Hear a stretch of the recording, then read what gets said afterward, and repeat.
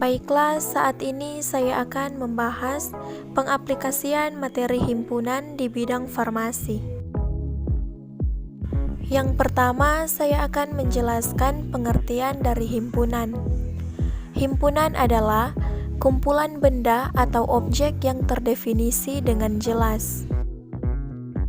Kemudian di sini ada contoh himpunan, yaitu kumpulan mahasiswa farmasi yang lahir di bulan November. Jadi, contoh tersebut merupakan salah satu himpunan.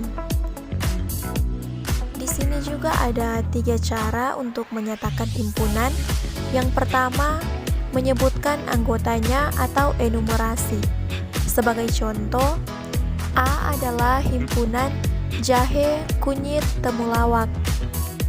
Dan yang kedua, menuliskan sifat-sifat anggotanya atau dengan kata-kata. Contoh, A adalah himpunan tanaman obat-obatan. Kemudian yang terakhir, menuliskan dengan notasi pembentuk himpunan.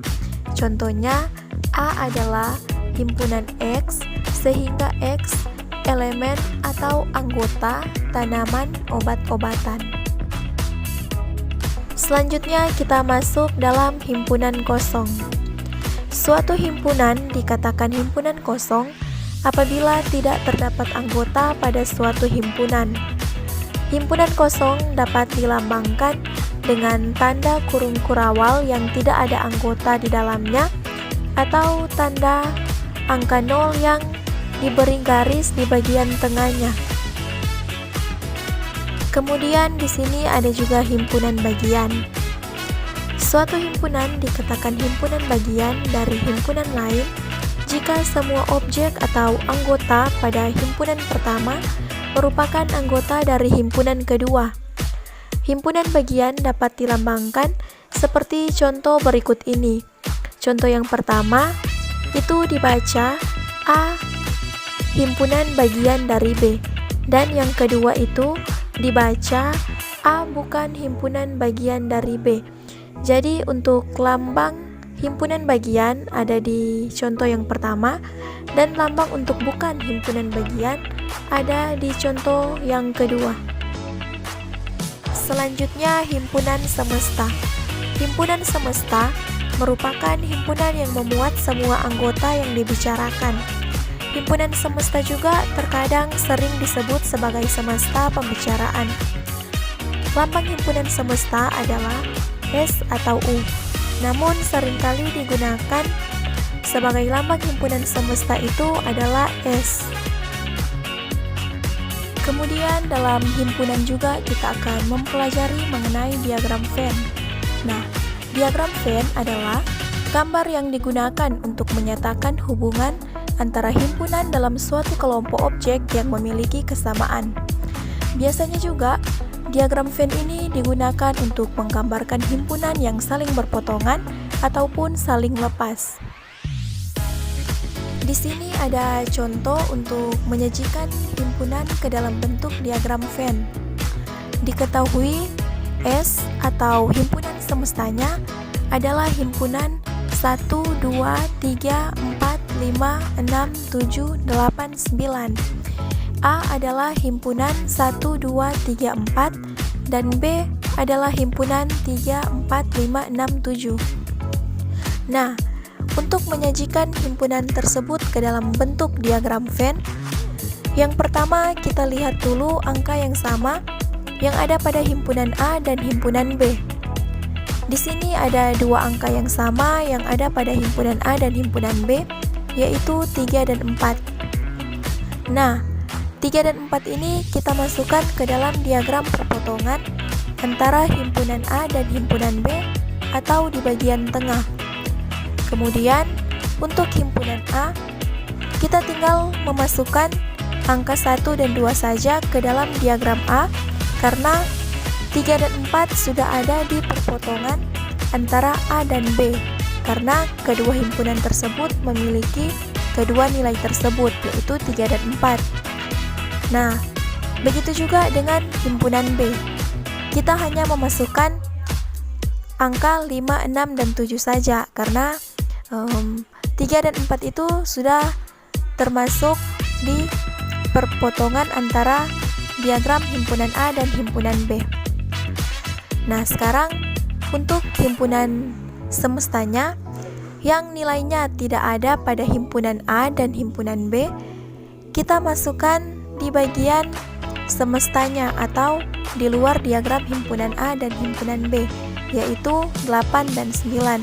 Karena 8 dan 9 ini tidak ada pada himpunan A dan himpunan B. Nah, itu merupakan salah satu contoh untuk menyajikan himpunan ke dalam bentuk diagram Venn. Untuk lebih mengerti dan memahami lagi mengenai pengaplikasian materi himpunan di bidang farmasi, kita akan membahas satu contoh soal.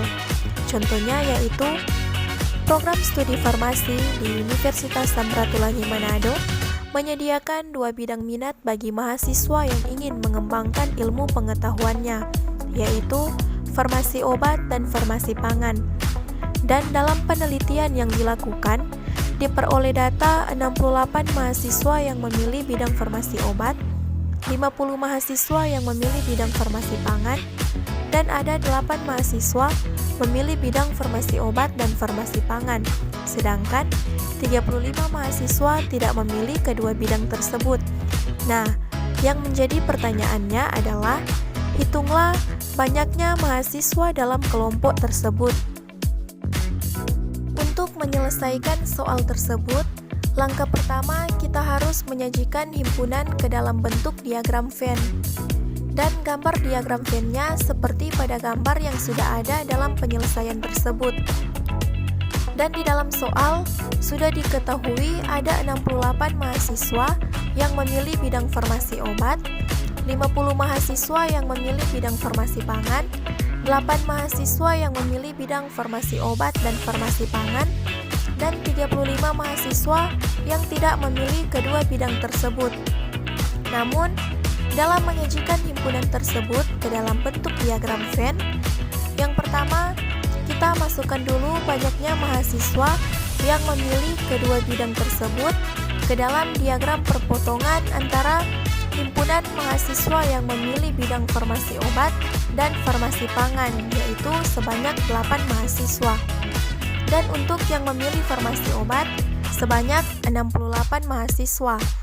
Karena ada 8 mahasiswa yang memilih kedua bidang tersebut, yaitu farmasi obat dan farmasi pangan, maka tersisa 60 mahasiswa yang kita masukkan ke dalam diagram mahasiswa yang memilih farmasi obat. Karena dari 68 mahasiswa, kita kurangkan dengan 8 mahasiswa yang memilih kedua bidang tersebut. Jadi hasilnya tersisa 60 mahasiswa. Dan begitu juga dengan mahasiswa yang memilih farmasi pangan, yaitu sebanyak 50 mahasiswa.